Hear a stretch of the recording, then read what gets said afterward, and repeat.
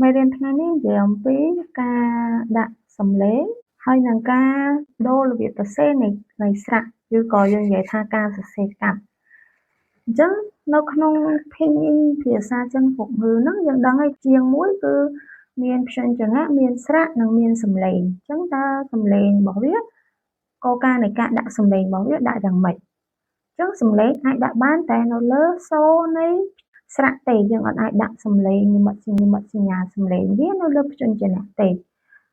គឺគោលការណ៍ទី1គឺយើងដាក់សំឡេងនៅលើ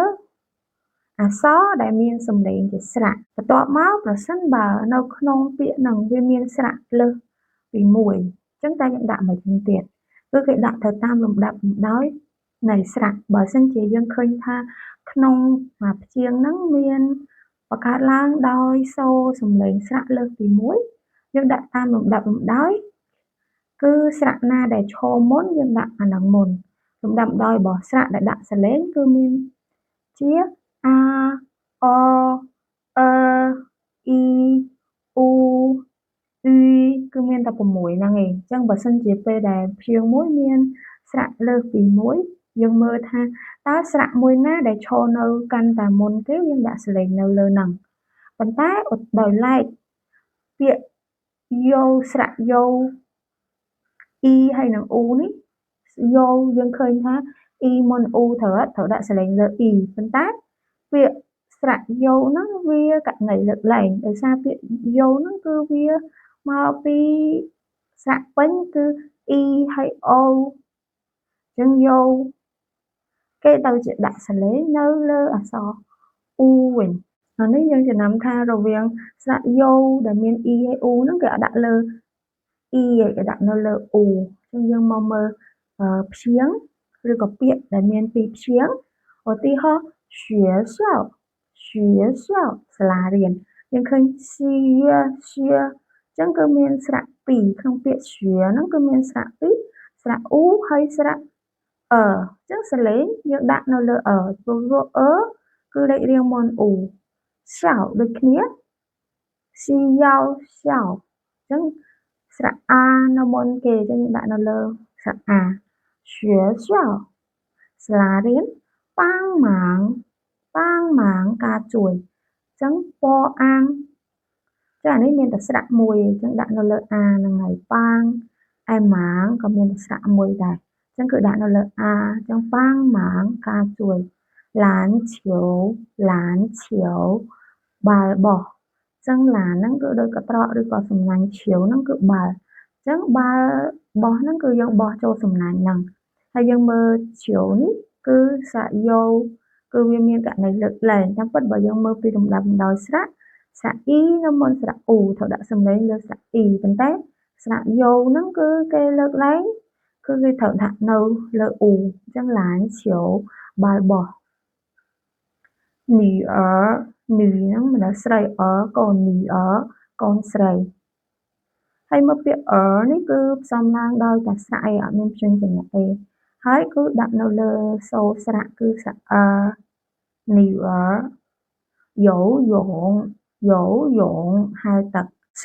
表នាឡិកាដៃឃើញសុទ្ធតែដាក់ពេលណាដែលពាក្យណាមានស្រៈលើសពី1យើងមើលតាមដុតដោយគេដាក់សលេងនៅលើស្រៈណានៅមុនចុងអ៊ីទីបំផុត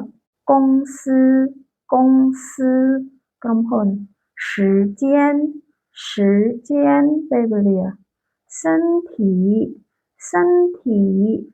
សុខភាព考试ការប្រឡងឬក៏ប្រឡង国家ប្រទេសជាតិ报纸កាសែត好吃ឆ្ងាញ់谢អរគុណ客气គួរសមឃើញទេក្នុងហ្នឹងមានសលេងទី1ទី2ទី3ទី4ហើយក៏អត់មានសលេងដែលយើងទៅរៀនមុនហ្នឹងដែរអត់មាននិមិត្តសញ្ញាដែលពាក្យ谢អរគុណ客气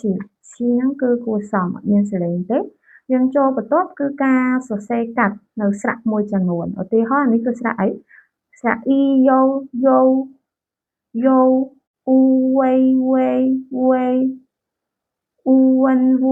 vuôngប៉ុន្តែយោនេះសរសេរចេញទៅជា eu នៅក្នុងការប្រកបជាមួយនឹងព្យញ្ជនៈក្នុងការប្រកបព្យញ្ជនជាមួយព្យញ្ជនៈផ្សេង eo នេះចេញទៅជា e ហើយសរសេរតែ u ឯងយើងអានយោមកពីស្រៈយោ way ដូចគ្នាយើងអត់សរសេរ u អីទេយើងសរសេរ u e way យើងសរសេរ u n ដូចឧទាហរណ៍ញ៉ៅគួយលុននឹងឧទាហរណ៍ពេលស្រៈយោស្រៈវេស្រៈវិនប្រកបជាមួយនឹងព្យញ្ជនៈវាដូរការសរសេរទៅជាបែបហ្នឹង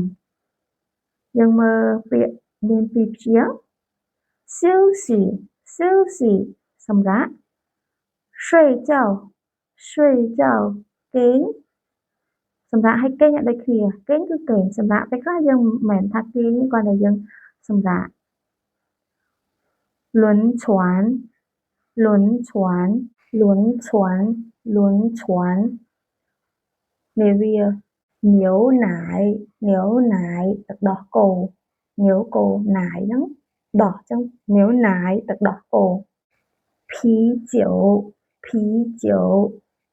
ស្រាបៀរអាំងគុយថ្លៃ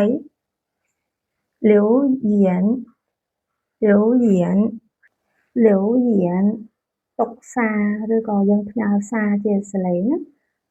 លាវឬបន្សល់តុកយៀនគឺសំដីអញ្ចឹងន័យថាយើងរបៀបតុកសារតុកជាសារឬក៏តុកជាសំឡេងតុកជាសំដីខាយហួយប្រជុំថោលួនពិភាក្សាជូឈៀវបាល់ទាត់លន់ទុនឡុងដុង湿润សំណើមឬក៏មានសំណើមឬក៏សើមណាឆានខ្វេមានអារម្មណ៍សោកស្ដាយមានវិប្បដិសារីឬក៏ខ្មាស់អៀនឆានខ្វេមានអារម្មណ៍ថាខុសធ្វើអីមួយខុសឬក៏ខ្មាស់អៀនមានអារម្មណ៍ថាខ្មាស់ធ្វើខុសចំពោះអីមួយ水果ផ្លែឈើថោជុយហ្នឹងដូចរបៀបបែនដងឬក៏យើងលងនឹងអីមួយយើងជក់ចិត្តឬក៏យើងមានអារម្មណ៍រីករាយចូលចិត្តនឹងរបស់ហ្នឹងយើងលងនឹងវា顺利រលូនដំណើរការទៅរលូន